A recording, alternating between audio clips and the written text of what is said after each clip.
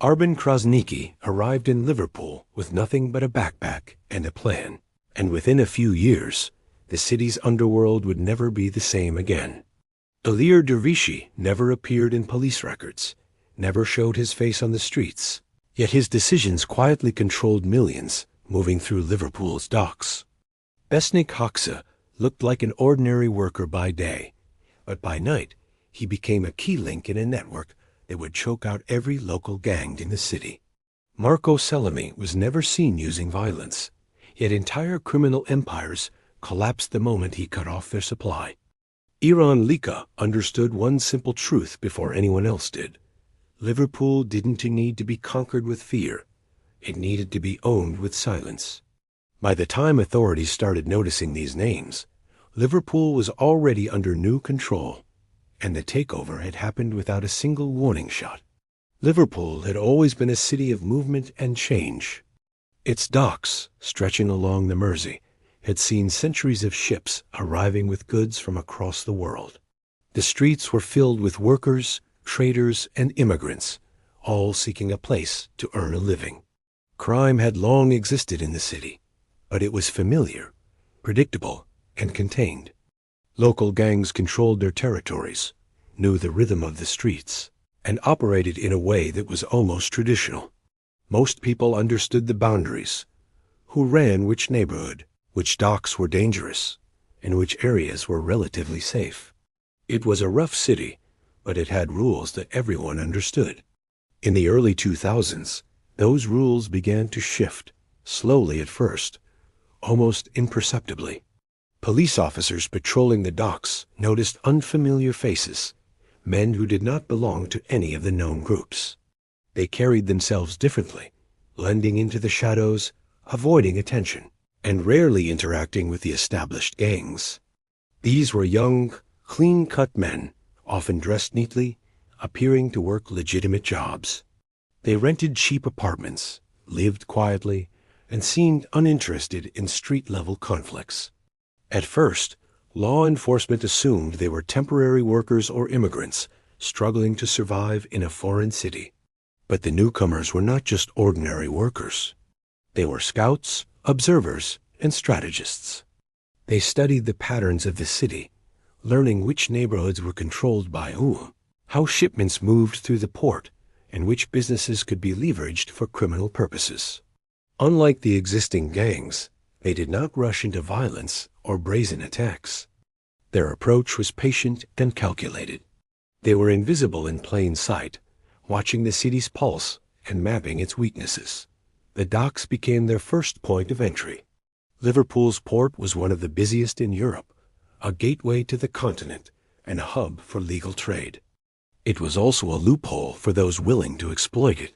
While local gangs continued their small-scale operations, these newcomers focused on establishing connections with international suppliers. Their movements were quiet, almost imperceptible, but strategic. They learned the routines of customs officers, the flow of containers, and the vulnerabilities in security checks.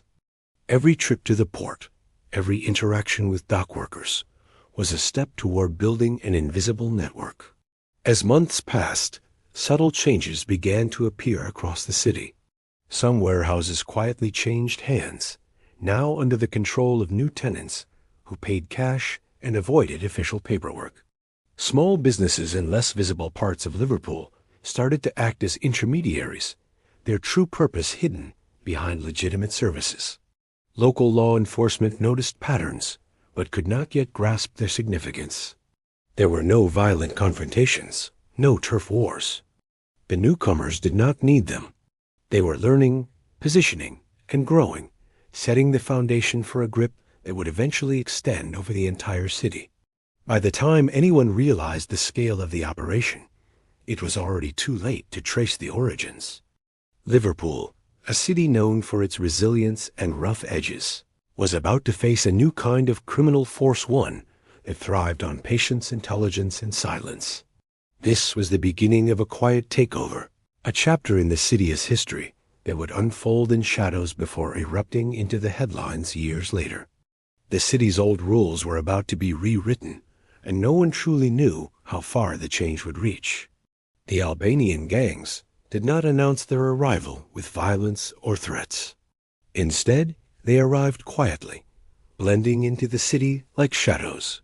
They found work in construction sites, warehouses, takeaways, and cleaning jobs, doing the kind of labor that went unnoticed by most people. On the surface, they appeared to be ordinary immigrants trying to survive in a foreign land. But behind the facade of everyday life, they were laying the foundation for a sophisticated criminal network. Patience was their greatest weapon. Unlike local gangs, who often relied on intimidation and visible control, the Albanians understood that real power came from organization and planning. They were willing to wait, to observe, and to grow slowly until the right moment to act. The city's port became their gateway. Liverpool had a long history of trade and smuggling, and the gangs quickly realized that the docks offered opportunities that extended far beyond local drug deals. By building contacts across Europe, they created a system that allowed them to import drugs efficiently and without detection. Cocaine from South America, cannabis from Spain and the Netherlands, and other substances began moving into Liverpool under their control. These shipments were cleaner and more professional than anything local gangs had seen. By focusing on supply rather than street-level sales, they avoided the chaos that often drew police attention. The Albanians also developed a keen understanding of the city's local gangs. They studied their habits, their weaknesses, and their rivalries.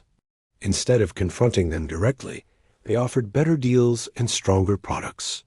Slowly, the old suppliers lost ground, unable to compete with the efficiency and secrecy of the new arrivals. The Albanians never needed to intimidate anyone initially. They let the advantages of their system do the talking. Within months, the landscape of Liverpool's drug market was beginning to change, though most residents had no idea. Safe houses started appearing in less conspicuous parts of the city. Apartments and small homes were rented under fake identities, creating hubs for storage, planning, and communication. Cars were rarely purchased. They were rented to avoid connections to individuals. Businesses such as car washes, takeaway shops, and small construction companies became front operations, disguising the flow of money and providing a cover for laundering profits. The level of detail in their planning was unlike anything law enforcement had encountered in Liverpool before. Every move was calculated to minimize exposure and maximize control. At the same time, the gangs maintained strict internal discipline. Mistakes were met with quiet but firm consequences, and loyalty was enforced through a combination of financial dependency, family ties, and the promise of future wealth. Members understood that their power relied on unity and secrecy. Unlike the chaotic, openly violent gangs of the past, the Albanian groups moved with the precision of a well-oiled machine. They avoided unnecessary attention, and this low-profile approach made them almost invisible to the city at large. By the time Liverpool's authorities began noticing patterns, the Albanians had already established networks that spanned neighborhoods, businesses, and even countries. They had created a model that prioritized control, efficiency, and invisibility. Local gangs were no longer leaders in the drug trade. They had been quietly displaced by an organization that operated like a shadow empire. What had started as a small, unnoticed presence had grown into something much more powerful, proving that in the world of organized crime, patience and planning could be more dangerous than outright violence. Liverpool was changing. The streets remained busy, the docks continued to hum with activity, and life appeared normal on the surface. But beneath this ordinary exterior, a new power was taking root. The Albanian gangs had arrived, not with noise or chaos, but with a calculated patience that would soon allow them to dominate the city's underworld entirely. Their rise was silent, but unstoppable. As the Albanian gangs' operations in Liverpool grew, their methods became increasingly sophisticated. What had begun as quiet observation and careful positioning evolved into a complex system of control and influence. They no longer relied solely on importing drugs. They had created an entire infrastructure to ensure that every part of the trade was monitored, organized, and profitable. Safe houses, rented under false identities, were scattered across the city, each serving a specific purpose: storage, planning, or temporary refuge. These locations were carefully chosen to avoid attention, often in unassuming neighborhoods or behind legitimate businesses. To outsiders, these buildings appeared ordinary, yet inside they were nerve centers of a growing criminal empire. Transportation and logistics became a critical focus. Luxury vehicles, expensive enough to appear legitimate but rented rather than owned, allowed members to move quickly and discreetly. Deliveries were timed to avoid surveillance, and routes were constantly rotated. Every shipment, whether small or large, was carefully tracked, and every member knew their role. Unlike chaotic street gangs, the Albanians relied on order and discipline. Mistakes were not tolerated, and lessons were learned swiftly to prevent repetition. Law enforcement would later describe their approach as methodical, almost corporate in its precision. Money laundering became another cornerstone of their operations. Small businesses, car washes, takeaway shops, construction companies acted as front operations. On the surface, they generated modest profits, but behind the scenes, they were conduits for millions of pounds. Cash flowed in and out, cleaned and redistributed in ways that made tracing impossible. Local accountants and employees often had no idea of the true scope of the operation. By embedding themselves into the city's legitimate economy, the gangs made it increasingly difficult for authorities to identify the scale of their criminal network. Perhaps the most striking element of their expansion was the way they maintained control without violence. Unlike traditional gangs that relied on intimidation and public displays of power, the Albanian groups understood that fear could be quiet and subtle. Rival suppliers were not openly attacked. They were edged out through superior organization, better products, and more reliable distribution. Competitors who resisted were removed from the market, not with headlines or gunfire, but through economic pressure, threats to business, or quietly forcing them into exile. Violence existed, but it was targeted and discreet, used only when absolutely necessary. This approach minimized attention from law enforcement while maximizing influence over the city's drug trade. Communication was another key factor.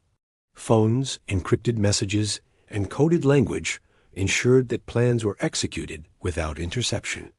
Leadership was often based outside Liverpool, which made it even harder for police to identify the chain of command. Orders could travel across Europe and be executed in the city with precision. Each member knew their role, from transport to storage to collection, and deviating from instructions could have serious consequences. Loyalty, obedience, and secrecy were the foundation of their power. By this stage, the Albanians were no longer newcomers. They were the hidden rulers of Liverpool's underworld. The city's old networks had been destabilized, replaced by an organized, disciplined force that operated in the shadows. Their rise demonstrated a new type of criminal strategy: patience, precision, and invisible control. While the streets of Liverpool appeared unchanged to ordinary residents, the city's underworld had been quietly transformed. The Albanians had shown that power did not require noise or spectacle.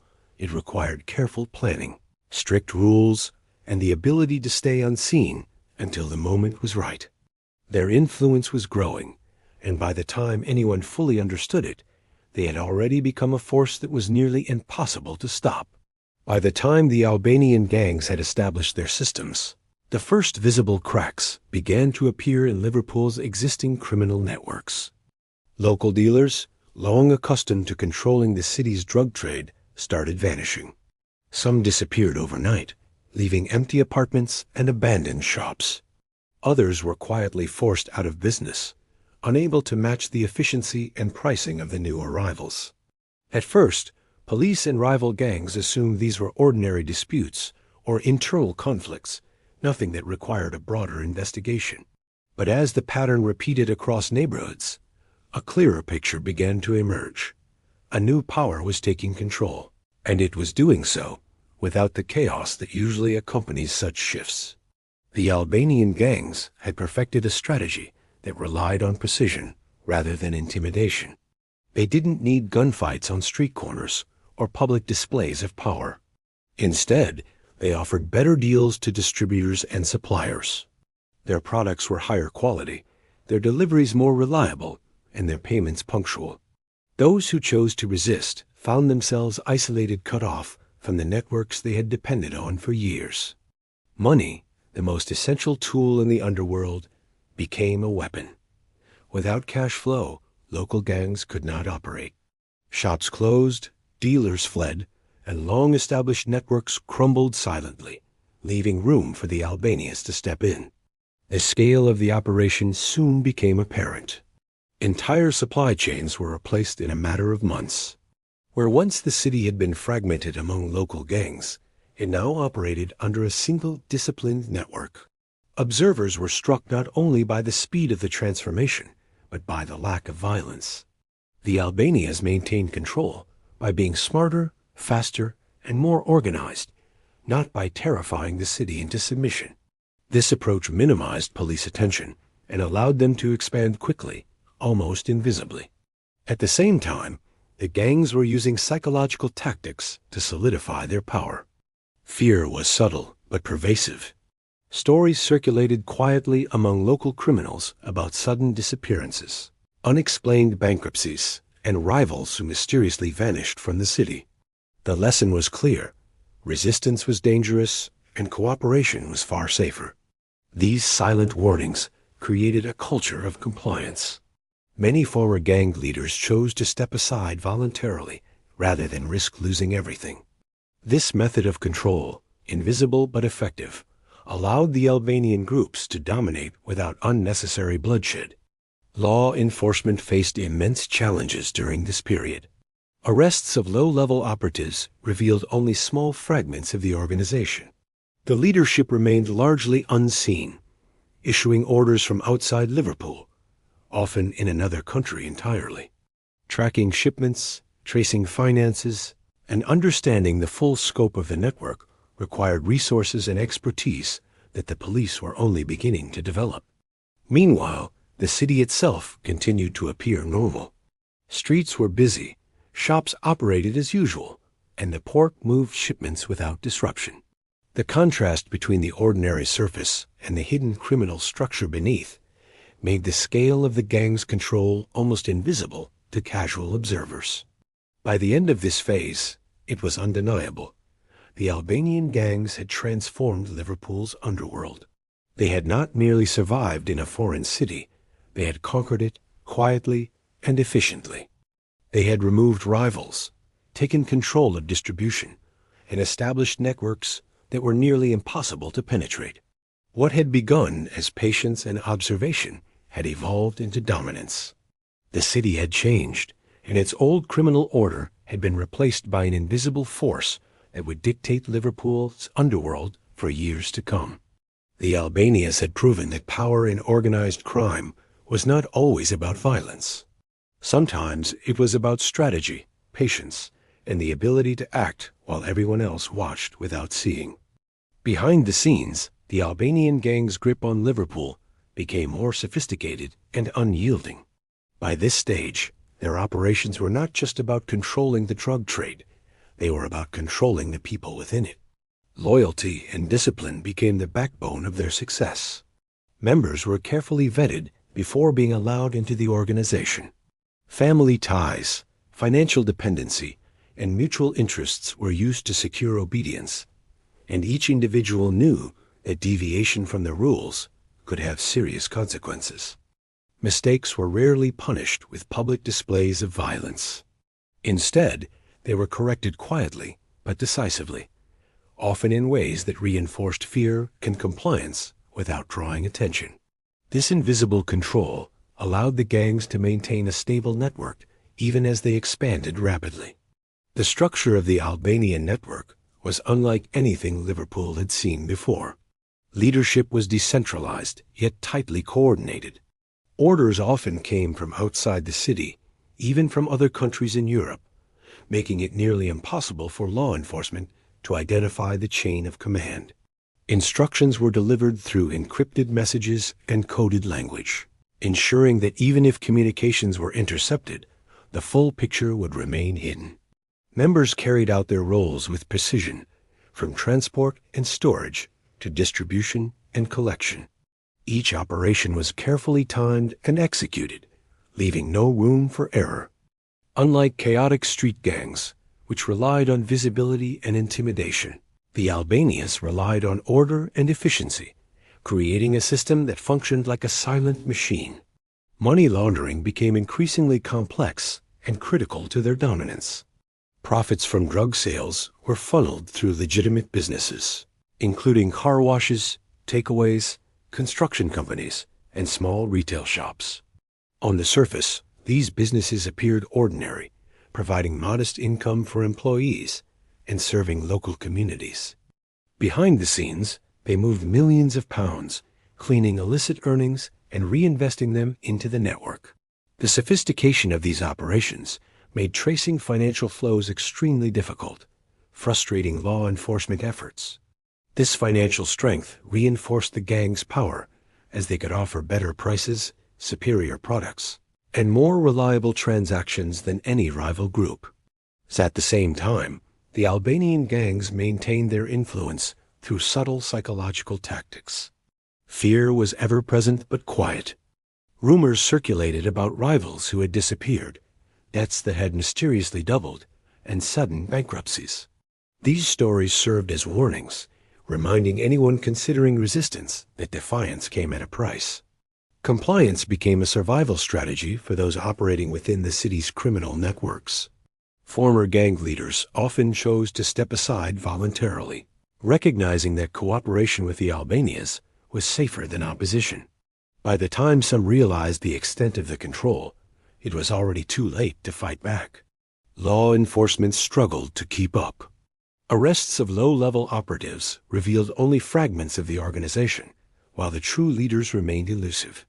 Investigators discovered that even when shipments were intercepted or safe houses raided, operations could continue with minimal disruption. Losses were treated as manageable setbacks, and alternative routes and methods were quickly implemented. This adaptability made the network nearly untouchable. By this point, Liverpool's underworld had transformed. The Albanian gangs were no longer newcomers.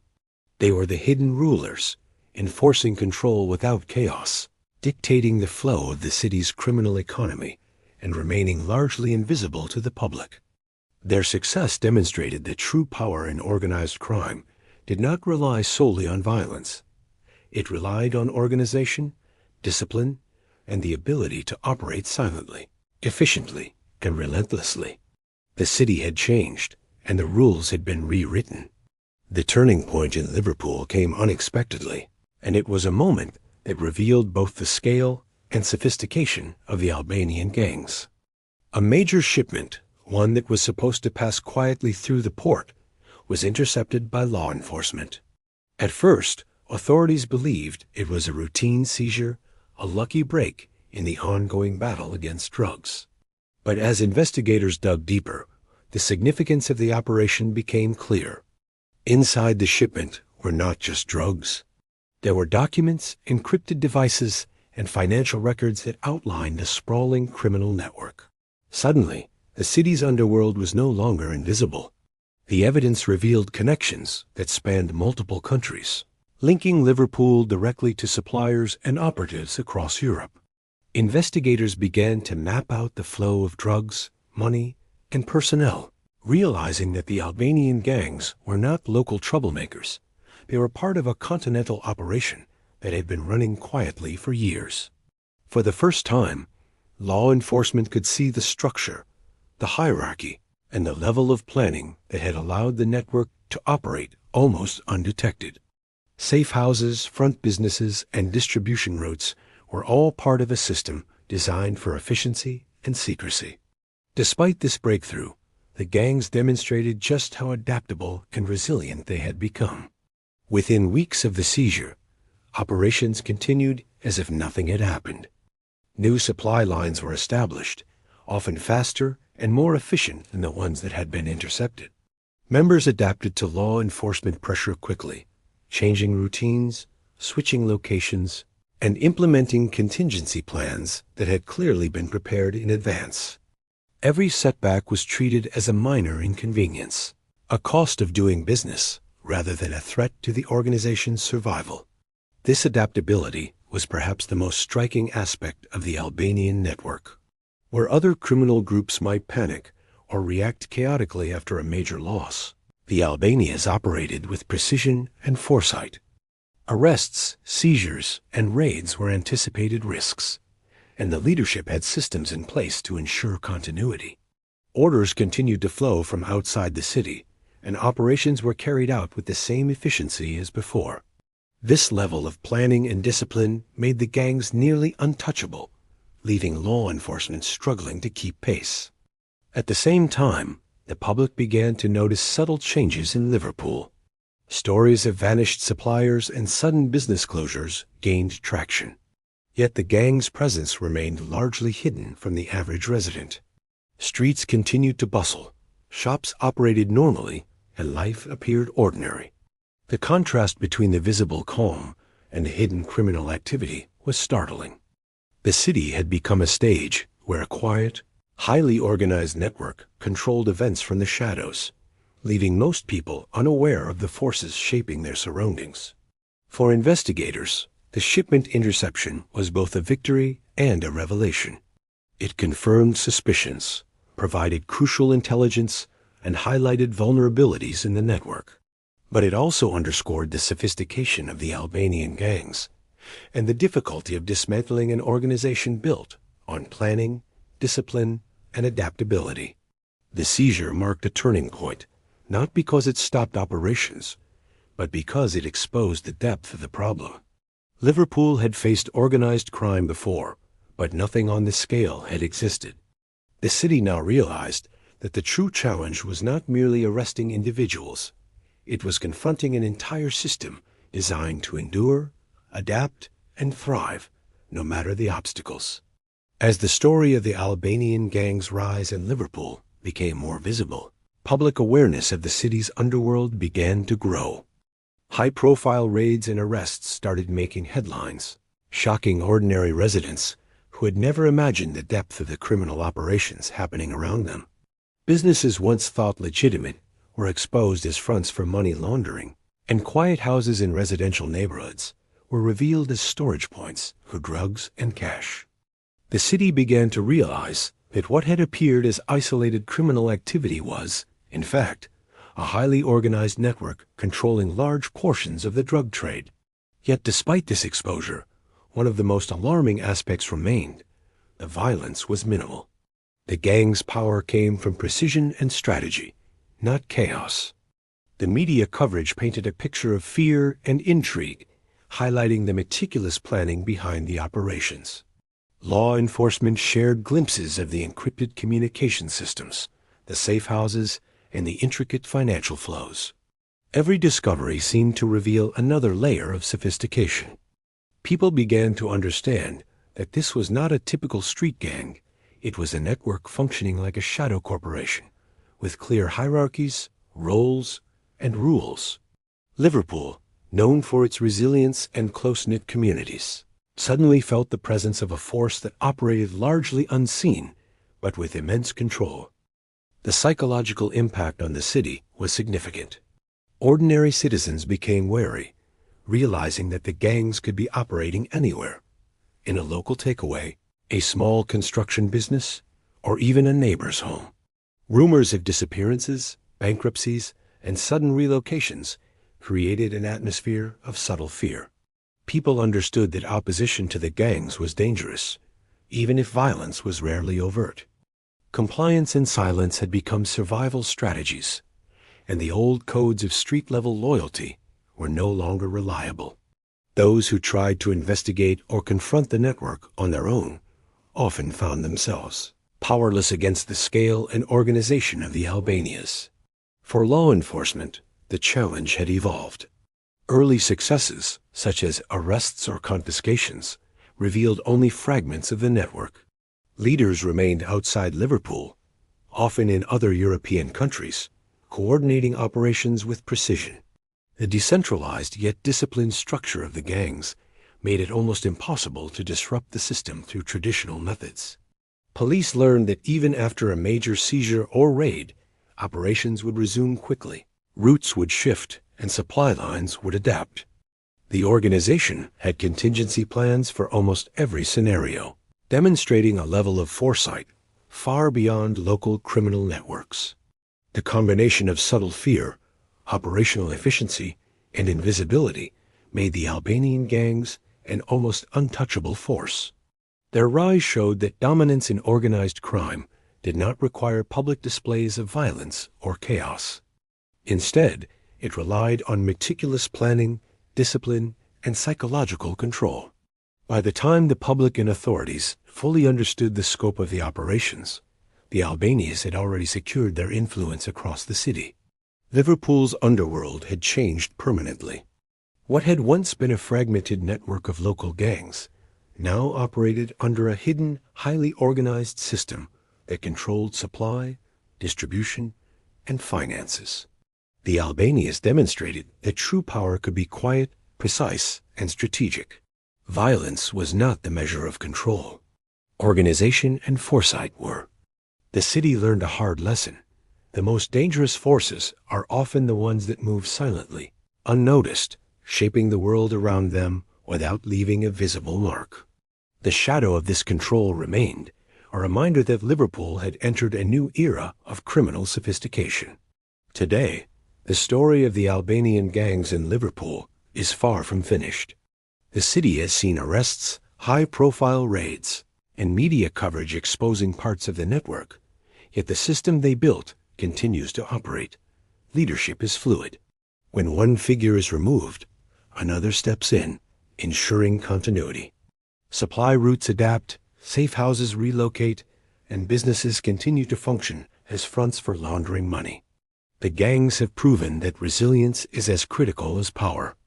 Liverpool may have won small victories, but the larger structure remains intact, a testament to careful planning and long-term strategy. The most remarkable aspect of their rise is how quietly it occurred. While other criminal groups relied on violence and public fear, the Albanians achieved control through organization, patience, and subtle influence. They understood the value of staying invisible while steadily building dominance. By the time police and local gangs fully realized the scale of their operation, it was too late to dismantle the network entirely. Their approach had been strategic from the beginning. Move quietly, grow steadily, and disrupt only when necessary.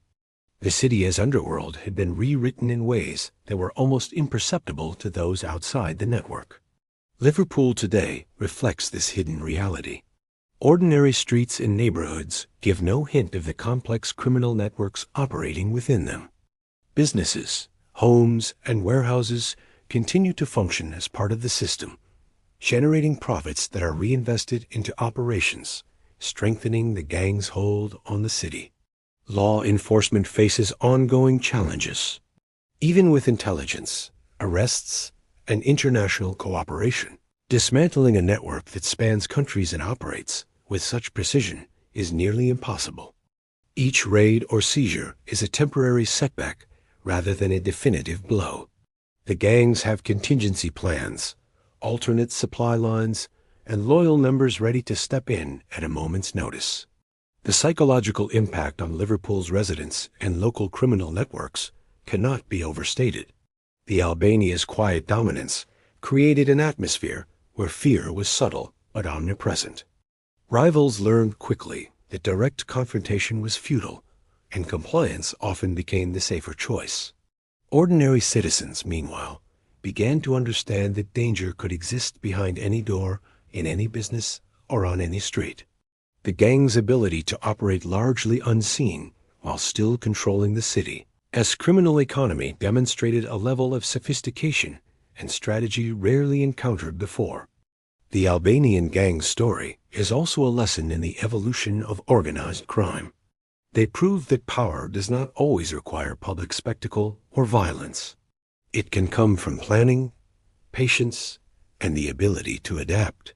By maintaining discipline, ensuring loyalty, and constantly refining their operations, they created a network that is difficult to fully dismantle. The city has learned that fighting crime is not just about arrests or raids. It is about understanding structures, predicting adaptation, and responding to networks that are designed to survive disruption. Liverpool's underworld has changed forever. The old rules based on territory, fear, and visibility no longer apply. The Albanian gangs have shown that control can be achieved silently, through precision and strategy rather than chaos.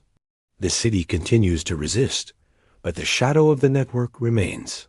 For Liverpool, the lesson is clear.